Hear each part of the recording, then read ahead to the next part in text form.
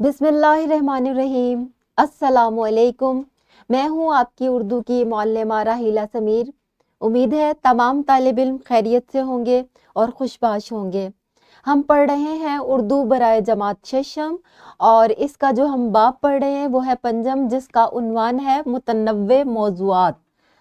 और इसमें ये हमारे 5वें बाब का पहला सबक है जिसका नाम है जापान में 4 दिन।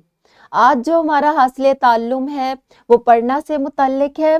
इबारत नज़्म व नसर पढ़कर इसमें मौजूद मालूमात और तसव्वुरात आख़िज़ कर सके, फ़हम के साथ नज़्म व नसर पढ़कर मुतल्लिका सवालात के जवाबात दे सके। प्यारे बच्चों, ये हासिलात ताल्लुम हम पहले भी पढ़ चुके हैं।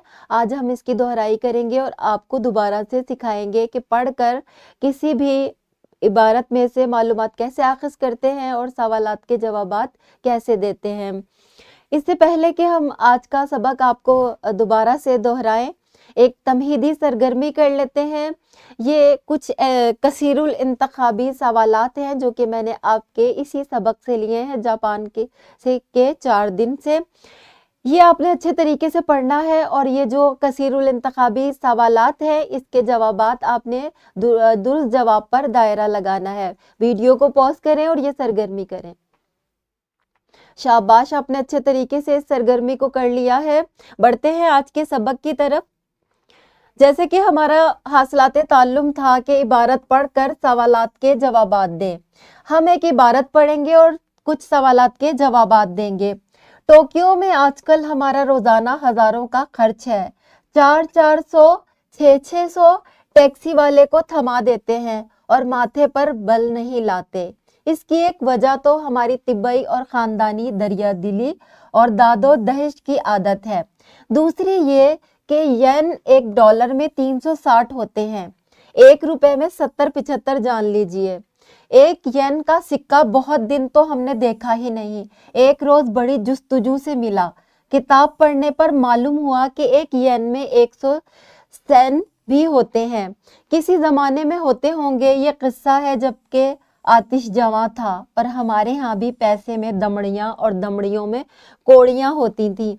इन कोड़ियों का सौदा भी मिल जाता था। हमने पोलैंड की ज़लूटी देखी है और इटली का लीरा भी। ये इबारत हमने पढ़ ली है। अब हम कुछ सवालात के जवाबात इसमें से आख़िज़ करेंगे। आइए सवालात पढ़ते हैं। इस इबारत में किस शहर का जिक्र हुआ है? जैसे कि आपने पहली लाइन में ही पढ़ लिया है, टोक्यो में आजकल हमारा रोजाना का हजारों का खर्च है। तो इसका मतलब है इस इबारत में जापान के शहर टोक्यो का जिक्र हुआ है। येन क्या है? येन जो है वो जापान की करेंसी का नाम है। पोलैंड और इटली की करेंसी के क्या नाम है? जैसे कि आखिरी लाइन में बताया गया है, पोलैंड की ज़लूटी और इटली का लीरा। पोलैंड की जो करेंसी है उसका नाम ज़लूटी है और इटली की करेंसी है उसका नाम लीरा है। मुझे उम्मीद है तमाम तलबा को इबारत पढ़कर सवालात के जवाबात देना आ गए होंगे। आगे बढ़ते हैं। मालूमात आख़िज़ करने का तरीका ये हम पहले भी सीख चुके हैं। आज हम इसकी दोहराई कर रहे हैं। इबारत को बगौर पढ़ना चाहिए। अगर आपने कोई मालूमात आख़िज़ करनी है तो सबसे पहले आपने क्या करना है? इबारत को बगौर पढ़ना है, यानी कि गौर से पढ़ना है। और फिर क्या करना है? अहम नकात की निशानदही करनी है। आप इबारत में उसके नीचे खत कशीद कर लें जो भी अहम मालूमात है। उसके बाद आपने क्या करना है? अहम मालूमात आपने आख़िज़ कर लेनी है कि इबारत में क्या कहा गया है। उसके बाद आपने देखना है इसका मौजू क्या है और इसमें कौन से हकाइक बयान किए गए हैं, हकाइक को साबित करने के लिए कौन से दलाइल दिए गए हैं और क्या नतीजा या सिफारिश आपकी जहन में आती है। उसके बाद आप जो है वो मालूमात आख़िज़ कर सकते हैं। एक सरगर्मी कर लेते हैं ताकि आपको अच्छे से इसकी मश्क हो जाए। ये हम पढ़ेंगे और इससे मालूमात आख़िज़ करेंगे। किसी शहर में आपका वास्ता जिन लोगों या मकानों से पड़े, आप उन्हीं की रोशनी में इस मुल्क के मुतालिक राय कायम करते हैं। पिछली बार हम टोक्यो प्रिंस होटल में ठहरे थे। बिल्कुल टोक्यो टावर के जेरे साया वाक़या है। क्या कहने, दाम इसके इस जमाने में तो बहुत मालूम होते थे, लेकिन इस गैजुइन नामी भटियार खाने के दाम और आराम को देखते हैं तो ख्याल होता है कि बिल्कुल मुफ्त था।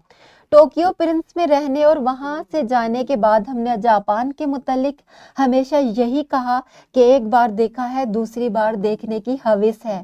یہاں کے حسن کے متعلق بھی ہم نے یاروں کو یہی بتایا کہ فی مربع گز حسن جس قدر جاپان میں ملتا ہے کہیں اور نہیں ملے گا، لیکن گیجوین والوں نے ایسی طبیعت منغص کی کہ ہمیں اب کے یہ رائے بھی بدلنی پڑی۔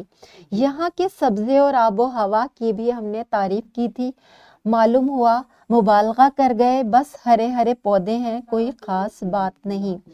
پیارے بچوں، اس عبارت میں سے ہم نے معلومات اخذ کرنی ہے۔ معلومات کس طرح اخذ کریں گے؟ سب سے پہلی بات دیکھیں کہ مصنف نے کہا ہے کہ جب وہ پہلی بار گیا تھا تو وہ ٹوکیو پرنس ہوٹل میں ٹھہرا تھا، جو کہ ٹوکیو ٹاور کے زیر سایہ ہے۔ یہاں پر وہ یہ کہنا چاہ رہا ہے وہ ہوٹل اتنا اچھا تھا کہ مصنف پر بہت اچھا تاثر پڑا۔ آپ کسی شہر میں جاتے ہیں اور کسی اچھی جگہ ٹھہرتے ہیں تو آپ پر تاثر اچھا پڑتا ہے، آپ اچھی رائے دیتے ہیں، اچھا مضمون لکھتے ہیں اس کے بارے میں۔ لیکن جب دوسری بار گیا تو وہ ایک بھٹیار خانہ تھا اور اس کا کرایہ بھی بہت زیادہ تھا، جس کی وجہ سے مصنف کی رائے ٹوکیو کے بارے میں بدل گئی۔ اس نے کہا کہ کوئی اتنا اچھا نہیں ہے، پہلے کہتا تھا کہ حسن ہی حسن بکھرا ہوا ہے، بعد میں اس نے کہا کہ کوئی اتنا اچھا نہیں ہے، بس ہرے ہرے پودے ہی ہیں۔ تو کہنے کا مقصد یہ ہے مصنف کا کہ ہم جس طرح کے حالات و واقعات سے دیکھتے ہیں اسی طرح ہم رائے قائم کر لیتے ہیں، حالانکہ ہمیں مزید مشاہدہ کرنا چاہیے، اس کے بعد ایک حتمی رائے قائم کرنی چاہیے۔ مجھے امید ہے کہ آپ کو عبارت پڑھ کر معلومات اخذ کرنا آ گئی ہوگی۔ ایک انفرادی سرگرمی کر لیتے ہیں، بلکہ ایک گروہی سرگرمی ہے۔